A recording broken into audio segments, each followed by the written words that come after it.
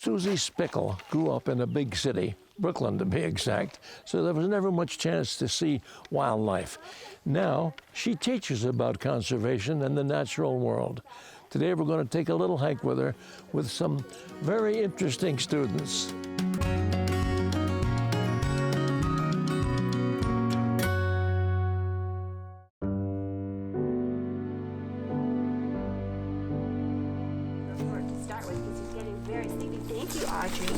So chipmunks are getting ready all fall to go to sleep for the winter. Today we're in the town of Hancock, New Hampshire at the Harris Center for Conservation Education. And I'm here with a teacher at that center, Susie Spikle, who's going to lead us on an interesting hike today with some very curious people. That's true.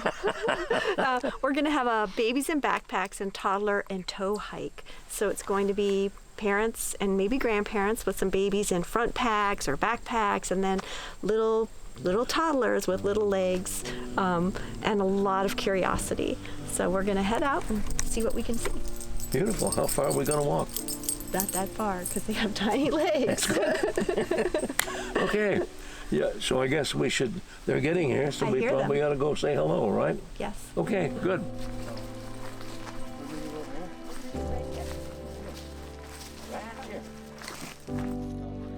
Oh, they'll love how it feels. They can touch it. They can watch it. It's sort of ticklish.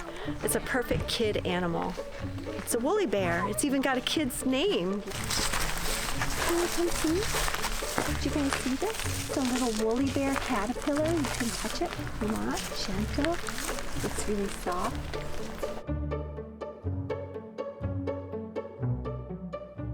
The Harris Center is in the Monadnock region of New Hampshire.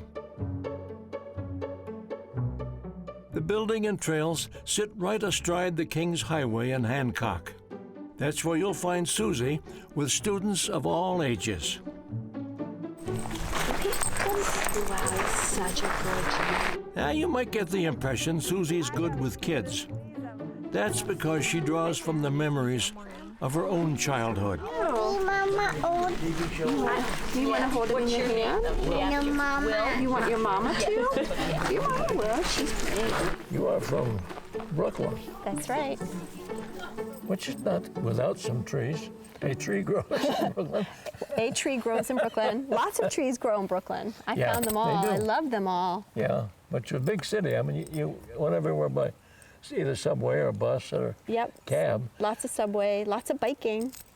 So I grew up right in the middle of a big city too. But somehow you and I both, when we got into nature, how did it work for you? Yeah, I was just really fortunate. My parents were school teachers, and they had a little summer house in Vermont. And the last day of school, we'd pick my dad up from his job as a teacher, a principal of a school, and we would go up to Vermont, and we spent all our summertime up there, and they were the happiest times of my life. Does anybody else want to turn home today? All the summers that Susie and her older brother spent away from the city were more than just fun. They provided her with a glimpse of her future. How about you, Jacob? Would you like to turn? So the two of you wandered around getting into trouble. Yes, climbed a lot of trees and rolled down a lot of meadows and swam in all those great rivers around there. And yeah, it just sort of got in my blood. And when I would go back to Brooklyn, I would look for what were little places like that, wherever I could find them. Yeah. And you know, if you look hard enough in a city, you can find them. Yeah, you can. They're here and there. You want to hold my chipmunk? Let's keep them in here, though. Brooklyn was Susie's home. Everybody will want to hold them. She finished high school there and then went to college. After graduating from Barnard in New York City, Susie turned her eyes to the north. Quiet. Tiptoe, super quiet. Now you're out of Barnard. Yep. Now what? I worked for Mass Audubon. Yeah, that's what they hired me as a summer naturalist for one of their sleepaway camps, Camp Wildwood, which was in Greenfield, New Hampshire. And it just, I realized, wow, you can teach people about nature. And I never knew that could be a profession, so I just worked for Mass Audubon for a little bit. This chippy is very busy right now, getting ready to go to sleep for the winter. And then I got an internship at the Harris Center, and I've never left. I just stayed. It was a perfect fit. How long you been here? Since 1993. Gee. I started when I was 12. No, that's longevity. That's great. It's a long time. Did everybody get a chance to see him? You want to find a place to let him go free? Hey, I want to. You want to? Okay. Maybe you could work together. Susie's much more than a naturalist.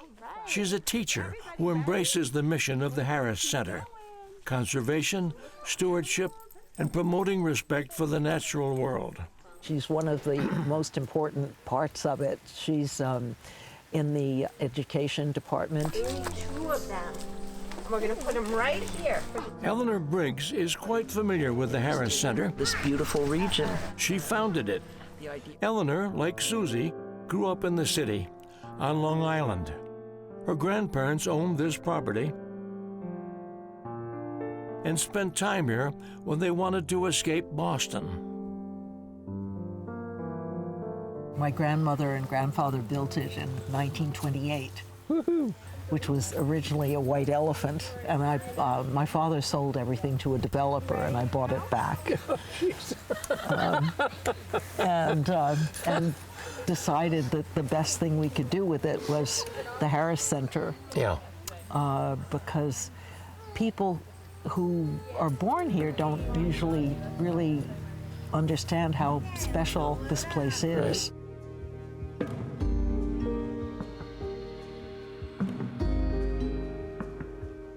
This was to get everybody interested in this beautiful region, and the idea was to get them to fall in love with it by having a good time outside and learning about it, and then they would want to protect it.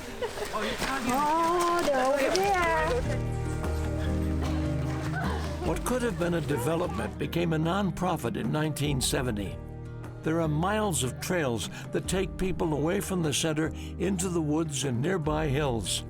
There's wildlife and land that's worth conserving. That's why Eleanor saved it. Because it was where I had had all of these wonderful experiences as a child, and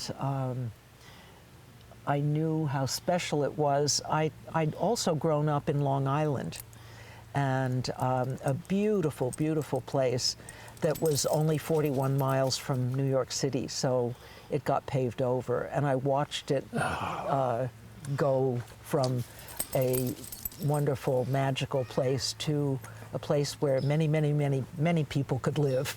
So it was good and sad. And so when I settled here, I realized that it could happen here as well.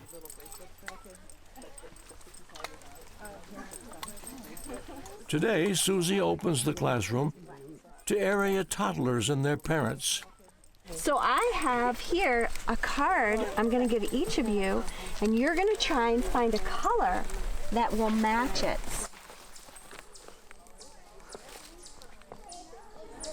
Yes. Oh, it did match? You want love apples? They are for my apple tree. Thank you. Who made it? Yeah. Who made it? Who do you think made the apple? Who made the apple? You. I did not make the apple, no. The tree? The tree And the bees? and the sunlight and the bees.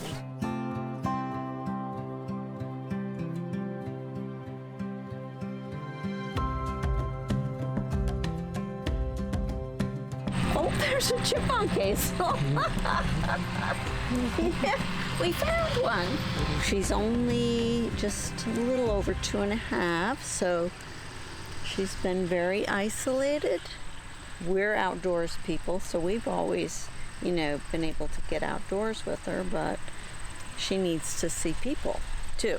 So that's been our mission since spring, is to get her out. And it's safer for her without any, vaccination to be outdoors with people. So we're just trying to meet her developmental needs, her social needs, and and we love the outdoors. It's a great playground, you know. We're going to Chippy Tree. This is the Chippy Tree up here. Chippy tree? Chippy Tree. What's a chippy tree? It's the tree where a lot of chipmunks live, so I call it Chippy Tree. This is our first time being out here. We actually came across this from a recommendation from Nina over there. She was mentioning it to us. But it's a really beautiful place. And I'm looking for something at Chippy Tree, something that chippies like to eat. There's always something new to explore, and it's wonderful for the kids to get out and just explore nature. That's exactly why this is Chippy Tree. It's nice, for sure, because I mean, just the fresh air and just kind of getting out in it and just, yeah, like, especially when it's a gorgeous day, it just really helps to kind of like relax you and kind of reconnect to everything. Look, Audrey brought us her yellow card with her yellow flower. Good work, or leaf. So I got a bunch. we're at Chippy Tree, and I happen to have a little chippy right here. This is my chippy right here. Say hi to my chippy. It's great for him to be out in nature and to be taught how to enjoy nature, and also to see other kids and for us to see other moms. And it's very peaceful to be outside as well. This type of thing wouldn't be as fun on our own, but with lots of other kids and Susie here to guide it, it's a blast. This is what an acorn looks like. We need 2 of them. And we're gonna put them right here for the chippy. Two. Last time we asked her if it was all right for my son Nolan to be picking up the monarch butterflies at our house, and she said that she thought it was really important for kids to learn to be gentle with nature, and that some naturalists may disagree, but if he's not allowed to touch it and experience it, he won't appreciate it. So that was a really good lesson for us as parents, to know that at home you can let him pick up stuff, you know, and learn to be gentle with it and put it back. What do you think of that picture, huh? Oh my gosh, it's so much nicer because he doesn't have to sit and be quiet or be still, and he can be wild and climbing rocks and looking at leaves, and where it's so informal, he can sit and listen to the lesson part or run around, and all of that is fine. So that's really nice. He's a wild 3-year-old boy. I have apple pieces for everybody. It's nice because, you know, you don't have to worry about anything because they can't really hurt themselves too much in nature. So put the little apple or an acorn in their paws. They tuck their thumbs in. They don't have any thumbs. And then they go like this. Well, I try to get the kids out every day, so it's nice to be out in a place where there's other kids and there's a facilitator kind of guiding them a little bit more than I could. And it's close by, so. You look like a chippy. Wait, your hands like he's like, I like to eat chippies. He's like this, apple piece. And you, Mr. Levi, are you ready? You've been so patient. Right here, buddy. Who would like an apple who hasn't gotten one? Margaret, you got an apple? You want one?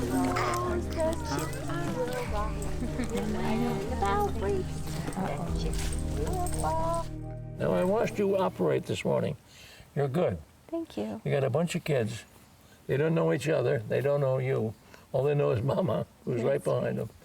And I can see them looking at you thinking, is this someone I like or not? And then you showed them the woolly bear, you showed them the pond. We walked down farther, and then you gave them the colors. Yes. And a couple of them were successful. And then you did the squirrel thing. Yeah. And at every one of these stops, they came a little closer to you, as if they're saying, yeah, I can trust her. And then you gave them something to eat. Wake up and eat that apple in the middle of the winter. Yeah, I can trust her. That was good. Thank you. I'm sure they can't wait to come back. I hope they do come back. I love that program, and I love seeing them kind of grow, like what you're saying, is getting more comfortable being outside. Yeah. And sort of modeling for the parents how easy it is to be outside with your children. And, you know, nature is always delivering. It's always something to discover. Did you guys know that chipmunks can stuff their cheeks? Look at this picture. They have pockets in their cheek, and they can stuff their cheeks full of food to bring back to their den. I think I actually never grew up. I just love being outside with kids. And people of all ages. And I think that's partly because I haven't lost that kind of love of what the natural world has to offer. Yep. Yeah, I'm a kid at heart, I guess. Or maybe more grown-ups should be more kid at heart. Look, you guys, catch a leaf! Catch a leaf! Catch a leaf! Oh, got one! Can you catch it? Catch a leaf! You want to catch a leaf? Not all of Susie's lessons are taught at the Harris Center.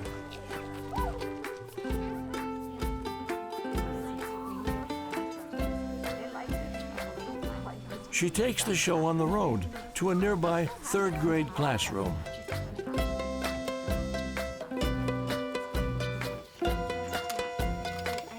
Oh, it's such a cool program. It's a pilot program we're doing. It's a head starting of turtles.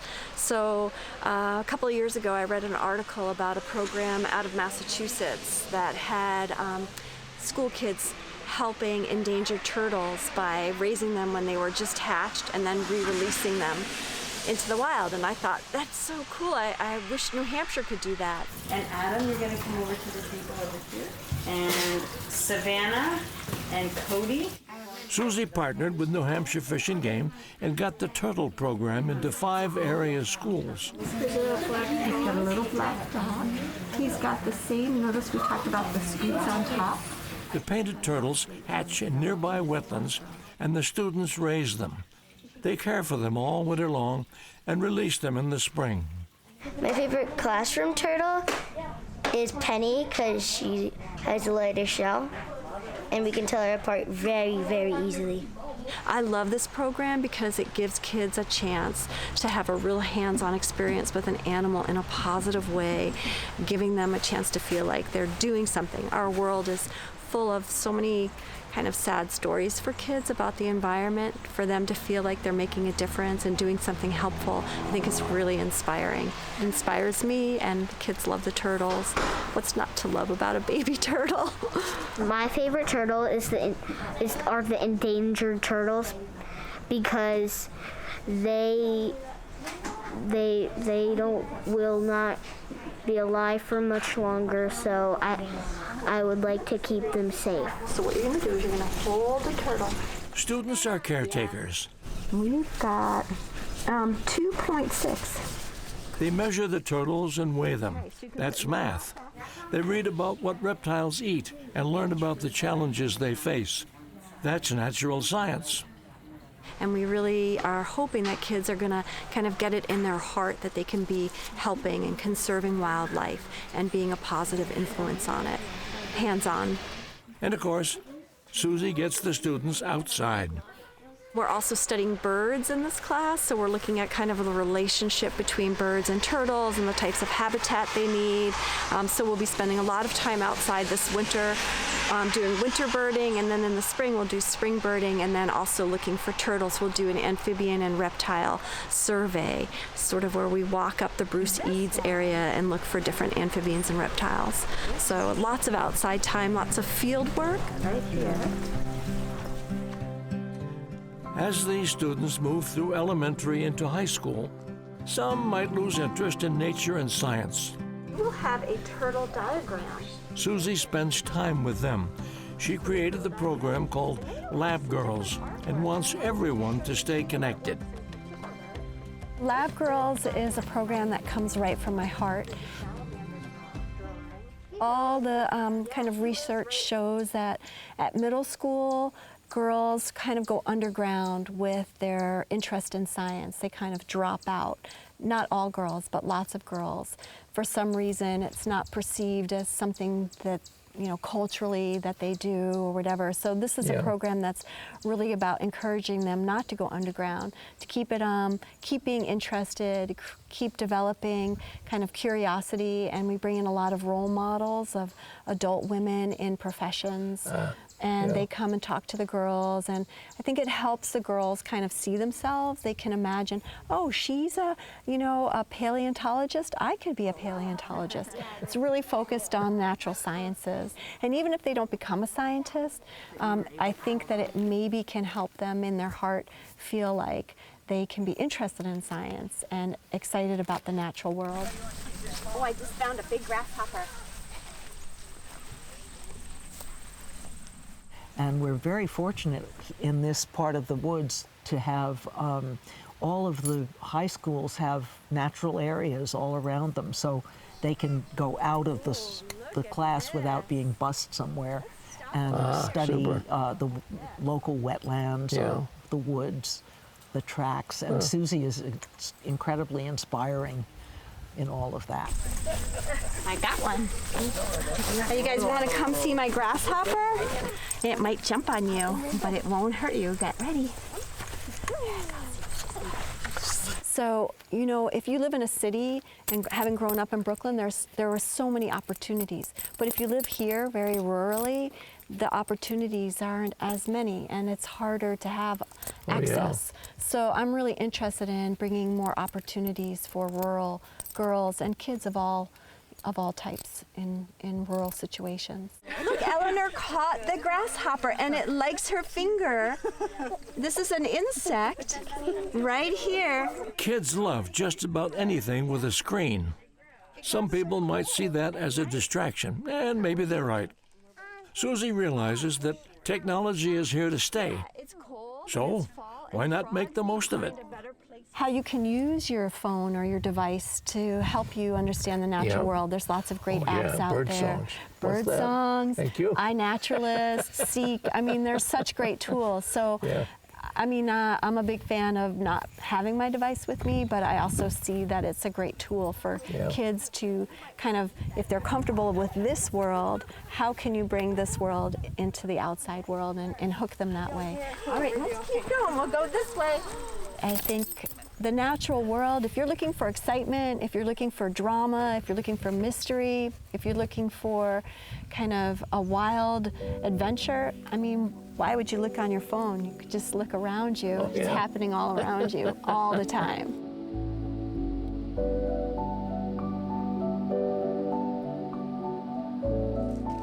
Before the day ends, Susie takes us inside to show us one of her prized collections. It's a big hit with the kids. Yeah, kind of love teaching with scat because we have a saying, if you really want to know what an animal eats, take a good hard look at what it excretes. So this is bear scat. This is a really great example of a bear. I collected it right here at the Harris Center. This was actually a Valentine's gift to me a long time ago. Very romantic. This is bobcat scat. And so you can see this is totally made up of fur and bones, and this is really different than this type of scat. It's really composed of different things. So it's a great teaching tool. And people, and kids in particular, find it kind of exciting and horrifying at the same time. This is porcupine scat, so a lot of people would think this might be deer scat, but you can begin to tell an animal's scat. Well, this is pretty classic. In my tiniest jar, I have moose scat. So it's hard to find around here now because we are having a decline in the moose population. Really similar to a beaver scat like this one. This is from beaver. But this was found on top of the ice in the winter. What was once a retreat where Eleanor spent her childhood days is now a destination for all who cherish the outdoors. You have to eat it like a chipmunk. No. I just wanted to say how fortunate I've been to be working with the Harris Center for over 25 years. That it really is a match to my beliefs, where I believe that people can fall in love with the place that they live by getting outside and exploring it and being involved in it. And when they fall in love with a place, they're more apt to want to care for it and take care of it and protect it and love it, and they pass that on to their family members. And so I just felt that the Harris Center has been a great match for my my own personal beliefs, my own ideas of what environmental education can be. It really can be transformative for people and give people a feeling that they can be part of something helpful and supportive of the natural world.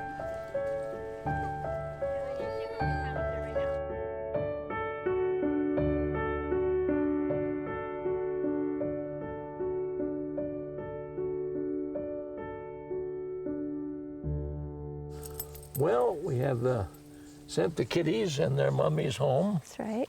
And happy, I think. They look pretty satisfied and wonderstruck by what you showed them, which was great. Thank you. Thank you. But brings us once again to that part of the show that I like the least, when we have to say goodbye. But I do need to thank Susie. You've been just fantastic. Thank you. Thank you. You too. Right back at you. Well, you know, I just do what I do, but you're fantastic. Oh, You that's just so are. sweet. Oh, thank you so much. So, we'll bid you adieu and say that we hope to see you again on Windows to the Wild.